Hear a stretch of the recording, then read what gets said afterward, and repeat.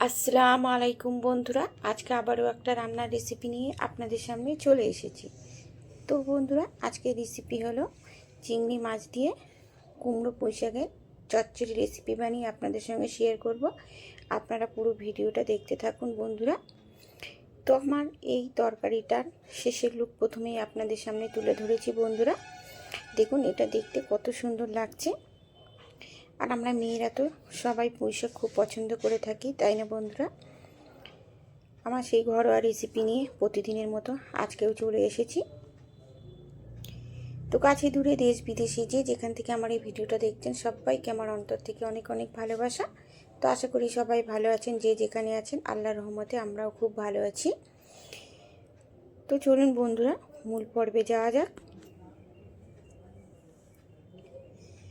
তো এখানে আমি পুঁই শাকগুলোর পুঁই শাকের পাতাগুলো আলাদা করে কেটে ধুয়ে নিয়েছি বন্ধুরা। আর এদিকে আমার আছে আলু, কুমড়ো আর পুঁই শাকের ডাঁটা, এগুলো আলাদা করে রেখেছি। আর এখানে আছে চিংড়ি মাছ। চিংড়ি মাছটাকেও আগে থেকে বেছে লবণ হলুদ মাখিয়ে রেখে দিয়েছি। তো আমি এদিকে কড়াটা বসিয়ে দিয়েছি, আর কড়াতে দিয়ে দিলাম অল্প করে একটু সরিষার তেল। তেলটা আমার গরম হয়ে গেছে। মাছগুলোকে আমি একটু লাল লাল করে ভেজে নেব।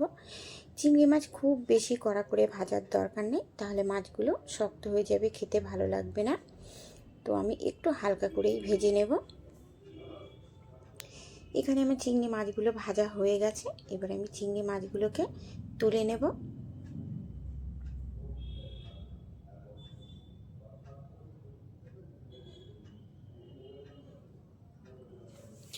তো ওই কড়াতে আমি আবারও একটু তেল দিয়ে দিলাম, আর তেলটা আমার গরম হয়ে গেছে। ফোড়নে দিয়ে দিলাম অল্প করে 5 ফোড়ন আর শুকনো লঙ্কা।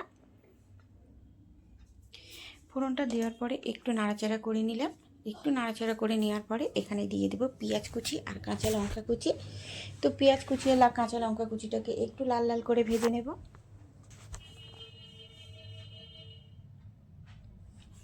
এখানে পেঁয়াজ লঙ্কা আমার একটু লাল লাল করে ভাজা হয়ে গেছে। আমি এইবারে দিয়ে দেব আদা রসুনের পেস্ট। তো আদা রসুনের পেস্টটা দেওয়ার পরে আমি পেঁয়াজ লঙ্কার সঙ্গে আদা রসুনটাকে একটু ভাজা ভাজা করে নেব, যেহেতু আদা রসুনের একটা কাঁচা গন্ধ আছে। তো এখানে আমার খুব ভালো করে ভাজা হয়ে গেছে। এবার আমি দিয়ে দেবো কিছু গুঁড়ো মশলা। তো প্রথমেই দিয়ে দেবো এখানে হলুদ গুঁড়ো, দিয়ে দেবো জিরে গুঁড়ো, ধনে গুঁড়ো, আর কালারের জন্য দিয়ে দেবো অল্প একটু কাশ্মীরি লঙ্কার গুঁড়ো, স্বাদ মতো লবণ। দিয়ে দেওয়ার পরে আমি একটু ভালো করে মিশিয়ে নেব। একটু ভালো করে মিশিয়ে নেওয়ার পরে এখানে আমি অল্প করে একটু জল দেব। জলটা দিয়ে মশলাটাকে আমি খুব ভালো করে কষিয়ে নেব।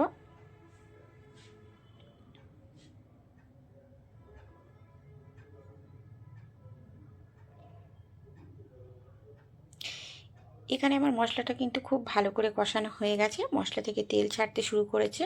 এই পর্যায়ে আমি ডাঁটা, আলু আর কুমড়োটা একসঙ্গে দিয়ে দেব। দিয়ে আমি খুব ভালো করে মশলার সঙ্গে এগুলোকে কষে নেব।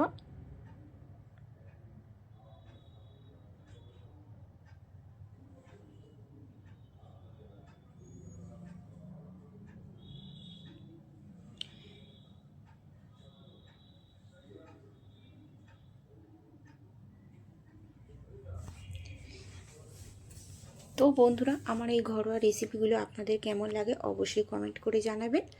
যে সমস্ত বন্ধুরা আমার ভিডিওটা দেখতে দেখতে এই পর্যায়ে চলে এসেছেন, লাইক করনি বা লাইক দিতে ভুলে গেছো, তো বন্ধুরা প্লিজ একটা করে লাইক করে দেবেন। কারণ আপনাদের একটা করে লাইক আমার অন্য একটা ভিডিও বানানোর জন্য উৎসাহিত করে।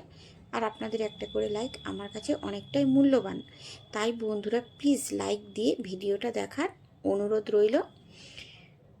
তো আলু, কুমড়ো, ডাঁটা খুব ভালো করে কষিয়ে নেওয়ার পরে এখানে আমি দিয়ে দিলাম পুঁই শাকের পাতাগুলোকে। তো পুঁই শাকের পাতাটা এবারে সমস্ত কিছুর সঙ্গে খুব ভালো করে এটাও আমি মিশিয়ে নেব। আমার কিন্তু এখানে মনে হয় আর জলের প্রয়োজন হবে না বন্ধুরা, যেহেতু শাকটা দেওয়ার পরে এখানে অনেকটাই জল বার হয়েছে। আর এই জলের মধ্যেই কিন্তু আমার আলু, কুমড়ো, ডাঁটা, পুঁই শাকের পাতা সব কিছুই কিন্তু সিদ্ধ হয়ে যাবে। এটাকে খুব ভালো করে মিশিয়ে নেওয়ার পরে এখানে আমি চিংড়ি মাছ ভাজাগুলোকেও একেবারে দিয়ে দিলাম, দিয়ে সব কিছু এবারে একসঙ্গে খুব ভালো করে নাড়াচাড়া করে নেব। তো যে সমস্ত বন্ধুরা ইউটিউব থেকে দেখছেন অবশ্যই আমার চ্যানেলটিকে সাবস্ক্রাইব করে আমার পাশে থাকবেন, বেশি বেশি করে শেয়ার করে দেবেন, অন্য বন্ধুদেরকে দেখার সুযোগ করে দেবেন বন্ধুরা। আর যদি ফেসবুক থেকে দেখে থাকেন অবশ্যই আমার চ্যানেলটিকে ফলো করে দেবেন। আমার চ্যানেল পেজে যদি কোনো বন্ধু নতুন হয়ে থাকেন তো অবশ্যই আমার চ্যানেলটিকে সাবস্ক্রাইব করে আমার পাশে থাকবেন, পাশের বেল আইকনটিকে অন করে রাখবেন যাতে আমি ভিডিও ছাড়লে প্রথমেই নোটিফিকেশান আপনাদের কাছে চলে যায়। আর বন্ধুরা প্লিজ কেউ স্কিপ করে দেখবেন না, সম্পূর্ণ ভিডিওটা দেখার অনুরোধ রইল বন্ধুরা। এখানে দিয়ে দিলাম অল্প করে একটু চিনি, নুন ঝাল ব্যালেন্সের জন্য।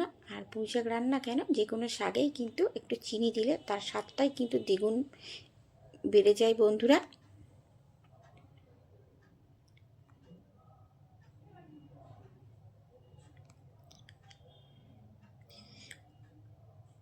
আমার এই কুমড়ো পুঁই শাক চিংড়ি মাছের চচ্চড়ি রেসিপি একদম শেষের দিকে বন্ধুরা, প্রায় হয়েই এসেছে।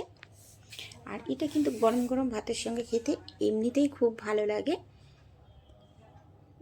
দেখুন বন্ধুরা তরকারিটা দেখতে কত সুন্দর লাগছে আর কতটা লোভনীয় হয়েছে, আপনারা কিন্তু দেখেই বুঝতে পারছেন। তো আপনারা বাড়িতে একবার হলেও এইভাবে বাড়িতে বানাবেন।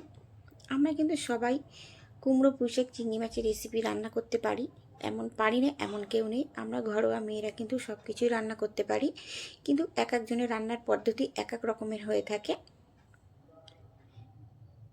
তাই দেখা হচ্ছে অন্য কোনো রেসিপির সঙ্গে, ততক্ষণ আপনারা ভালো থাকবেন, সুস্থ থাকবেন আর সাবধানে থাকবেন বন্ধুরা।